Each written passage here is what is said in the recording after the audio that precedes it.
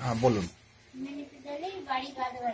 হ্যাঁ, এবারে আপনি বলুন যে আপনি এই ওষুধটা খাবার আগে কিরকম ছিলেন এবং ডাক্তার আপনাকে কি কি বলেছে?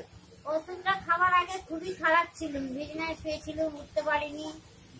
এবং ডাক্তারবাবু বলেছিল যে পুঁজ বার করেছে, প্রথমে বার করেছে 1 কেজি পুঁজ, তারপরে 750 মতো বার করেছে। দুবার ভর্তি হয়েছে, প্রথমে একটা মেডিকেলে হয়েছিল, দ্বিতীয়বার পিজিতে। এবার পিজিতে যখন ভর্তি হলাম, ডাক্তারবাবু 3 মাস ধরে দেখলো। 3 মাস দেখার পর অনেক টাকা রিপোর্ট করেছে। রিপোর্ট করাবার পর লাস্টে বললো যে এরকম ভাবে কিডনি তোমার কেটে বাদ দিতে হবে। কতবার পুঁজ বার করেছে? পুঁজ বার করেছে 2 বার। আচ্ছা, একটা হয়ে গেছে মেডিকেলে, হ্যাঁ, সেখান থেকে সেলাই করেছিল, করে পাঠিয়ে দিল, দিয়ে ফের মাসখানেক বাদে যন্ত্রণা আরম্ভ হলো। যন্ত্রণা হওয়ার পর আমাকে এমনি বলে দিলে মেডিকেলে যে পিজিতে কিডনির ডাক্তার বসে। আমি প্রথম যাতে মেডিকেলে ভর্তি হই তখন পায়খানা বমি হয়েছিল, ভর্তি হয়েছিল। তার থেকে সুগার দেখা দিল। সুগার দেখা দেওয়ার পর সুগার নর্মাল করে ঘরে পাঠিয়ে দিল। এবার যন্ত্রণা আরম্ভ হয়, যন্ত্রণা যদি ফের ভর্তি হই তখনই অপারেশন করেছিল। এবার সেই নল দিয়ে অত পুঁজ বার করেছে 1 কেজি। তারপর পুঁজ বেরোবার পরে যখন কমে গেছে তখন এই সেলাই করে ঘরে পাঠিয়ে দিল। এখানে এসে সেলাই কাটলো, মিলে গেল, তখন ওষুধ চলছে। তারপরে এসে ফের ডাক্তারবাবু বললে মেডিকেলে যে একবার পিজিতে তোমাকে দেখাতে হবে। পিজিতে দেখাতে গেলাম, সে ওই রিপোর্ট করে তবে আমাকে ডেকেছে। যখনই প্রথম গেছি ফেরত দিয়েছে, ফের রিপোর্ট করে নিয়ে সব গেছি, রক্ত পরীক্ষা, পেচ্ছাপ পরীক্ষা, বুকের ফটো, পেটের ফটো, এরকম হার করে করে নিয়ে গিয়ে 3 মাসের পর বললে ওখানে অপারেশন হলো। ওখানেও ফের অল্প পুঁজ বেরোলো, নল সমেত ঘরে পাঠিয়ে দিল।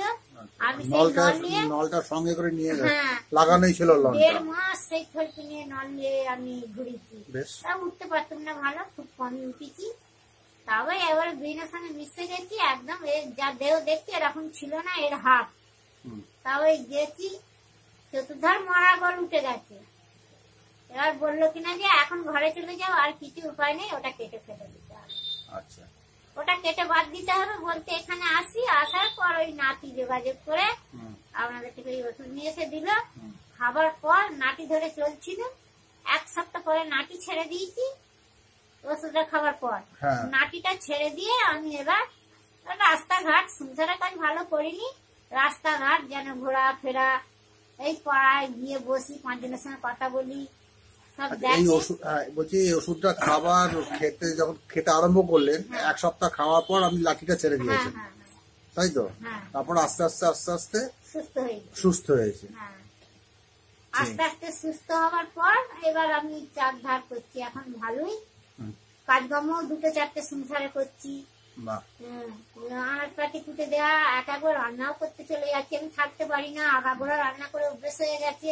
বৌমা বারণ করে, আমি তার সত্ত্বেও শুনি না, আমি জোর করে যেন ঢুকে পড়ি, একবার রান্না করছি। এই তো ছুটি নাটি মোট কথা বসে থাকতে পারিনি, যেন এখন চলাফেরা কাজকর্ম করছি ভালো রকম। আচ্ছা, ঠিক আছে, এখন মোটামুটি সুস্থ। শুধু আমার পা। এবারে দেখুন, এটা যে এনেছে তো অনেক তো ম্যাজিশিয়ানের কাছ থেকে এনেছে, তাহলে তো ম্যাজিশিয়ান বাবুকে একটা ধন্যবাদ দেওয়া দরকার। আচ্ছা, এখন আপনি বেশ ভালো আছেন? আমি সবার কাছে বলি, আমার ছোট নাতিনের দ্বারাই আমি গাই দিচ্ছি নাতি। আচ্ছা, ঠিক আছে।